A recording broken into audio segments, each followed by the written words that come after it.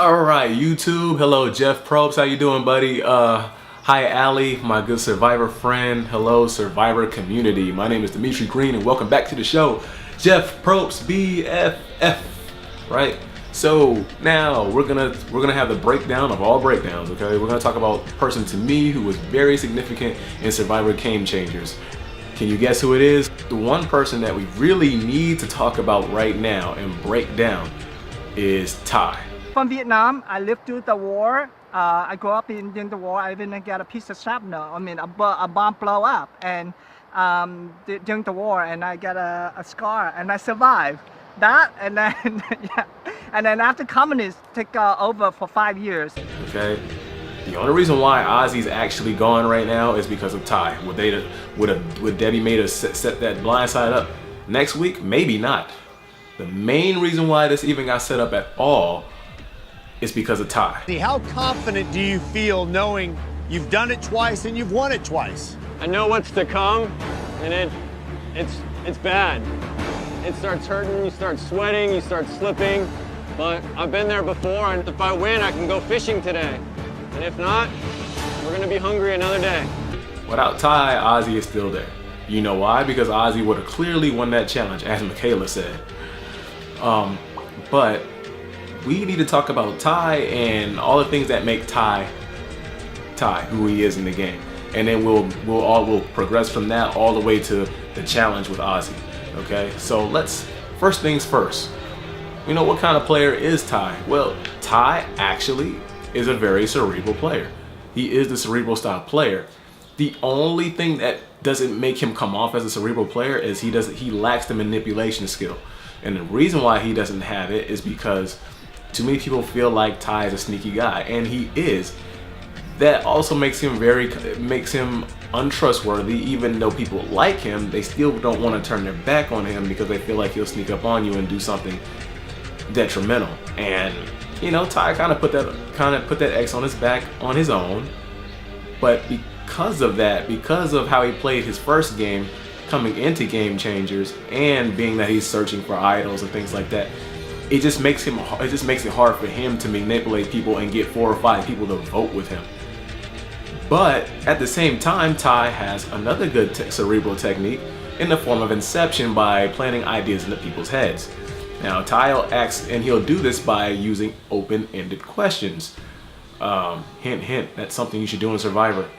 Anyway, so he'll ask open-ended questions. He'll throw a name out there and say, you know, well, don't you think Ozzy is this threat, and you know, so on and so forth. And he'll ask those open-ended questions to get you to start thinking about, yeah, maybe we should take him out next. The bad thing is when Tai does it, he can plant the idea, but the thing is, if the vote actually happens in Tai's way, it's going to be because somebody else orchestrated it and made the plan, and thus Tai won't actually get the credit for it, and he'll have to step up and speak up for himself when he comes to the final 3 and he has to talk in front of a jury. And it might not work for him. He won't be a clear-cut winner in that kind of case, but he could make it to the top 3. I believe he could. I like Tai, so that's why I'm happy to even do this video anyway. The next factor that makes Tai really incredible, he has the spidey sense. His spidey sense starts tingling, and he reacts every single time. And I'm gonna go on camera right now and say, Tai will not get voted out with idols in his hand. It will not happen. Tai has a sixth sense for it. Anytime Tai thinks something's going wrong, and it's usually going wrong when he feels that way, he automatically reacts. He gets fidgety, he gets shaky, he gets scared, and he starts making some kind of moves. And if he feels like playing an idol has to be one of those moves, then he's gonna play that idol, okay? You know, and that's the cool thing about Tai. He can sense danger, he can smell it. Anytime it comes his way, he's on it. And he, you know, even if he's just freaking out, at least he's freaking out because it's time to freak out. Some people don't see it coming. See, he's not the overconfident type. He is always scared that something's gonna go wrong his way, and he'll start scrambling and doing whatever he needs to do to deflect that energy. And that's one of the cool things about Tai. You know, sometimes it can mess Tai's game up because he starts saying things that don't need to be said, and he starts opening his mouth when he doesn't need to. But he keeps it to a minimum, however. So those are a couple of things about Tai that you really need to look at. You know, his sense for danger when some negative energy is coming his way for a vote. And the fact that, he is constantly thinking and strategizing all the time, staying up late at night purposely, not just because of the effects of the game. It's just that his mind is always thinking. But he does have the X on his back where a multitude of people don't want to vote with Tai. So there's also that. So those are two big things. Now we're going to get into the very last topic, and this is probably the most important topic, really, about Tai, that makes Tai, one of the more exciting players in my mind about Survivor, and that's challenges, right? Specifically, though, the endurance challenge. Anytime there's an endurance challenge, Tai will always be in the top 3, and usually top 2, or may so win it. Here's the thing about Tai. He is a smart guy, and he's a smart guy in challenges, period. The only thing Tai lacks is brute strength. Anytime he has to carry anything heavy or do anything heavy, hard work that requires muscle, he's not going to do very well. But anything that's puzzle-wise or where you got to hang and have endurance, he's going to ace it most of the time, okay? He's not the smartest. I wouldn't put him on somebody's level like an Aubrey, who is more of the Rubik's Cube type of smart type of person. But he has some of that. He has some of that in his genes. Now, but when it comes to endurance, this is where he separates himself from everybody. See, to survive these endurance challenges, there's two things that Tai doesn't have that makes it easier for him to survive these endurance challenges. He is very small, meaning he's like 100 pounds, maybe lighter. So that means there's two things that he doesn't have. He doesn't have a lot of muscle mass, and he doesn't have a lot of body fat. Matter of fact, he probably has no body fat. These two things are very crucial and almost make me wish that I weighed less than 100 pounds if I ever got into Survivor, so I can win these endurance challenges, because they always happen towards the end. The key is when you have body fat, you're using more energy. Using more energy because you have energy stored. But the thing is, because you have so much of it, you're using more of it faster, and it drains you. And eventually, your body gets heavy. You start developing the stress hormone cortisol. You start getting stiff. You can't do it anymore. Okay.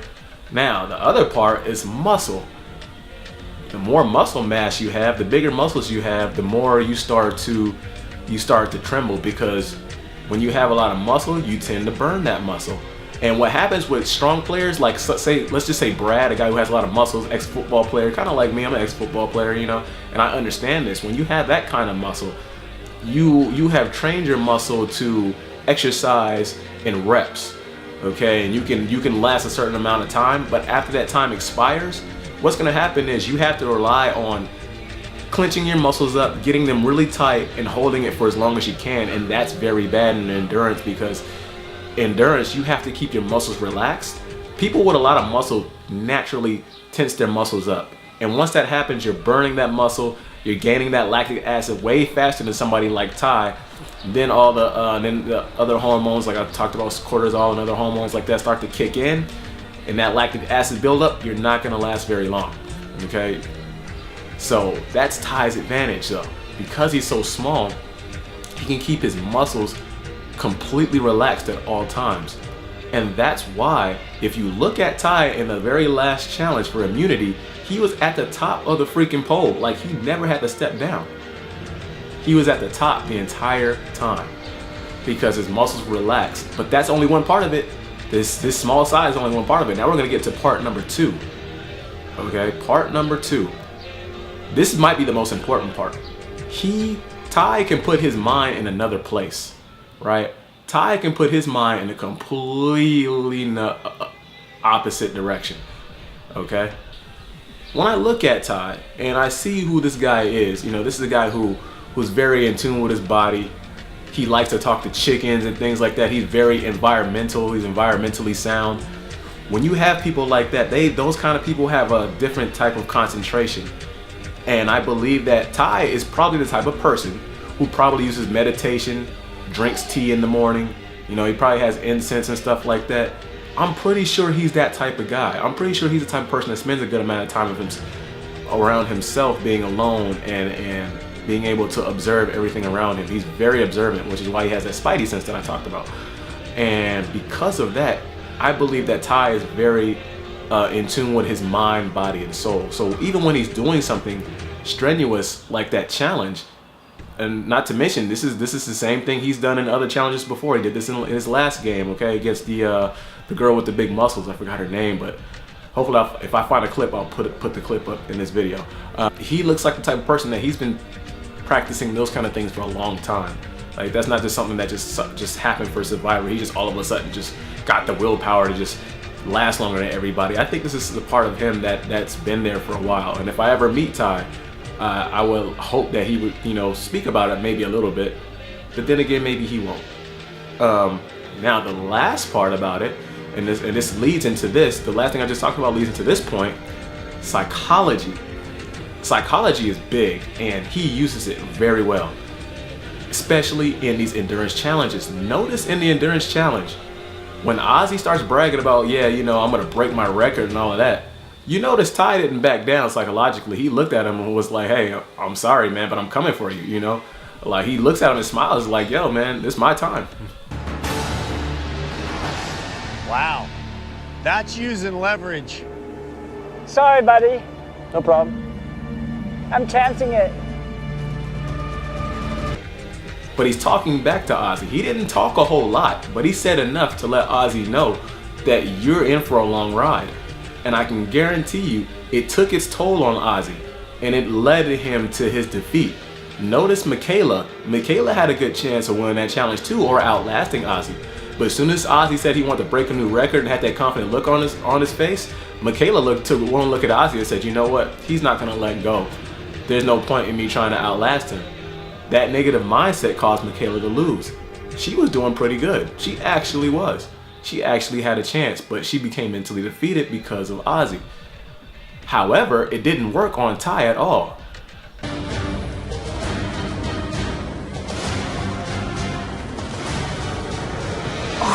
Oh, out of the blue. He outlasted her, but what he started doing, he started talking to her. He said, oh, I can see that, you know, your muscles are getting tired. You look exhausted. You look like this and look like that. As soon as he said that, you can start seeing the chemical reactions in her face. You can see you can almost see the lactic acid build up in her muscles. She started to shake, and you know, it was just a slow breakdown. Just that little psychology, just saying, hey, you look tired, you know. And she tried to, you know, straighten up and focus, but she couldn't do it.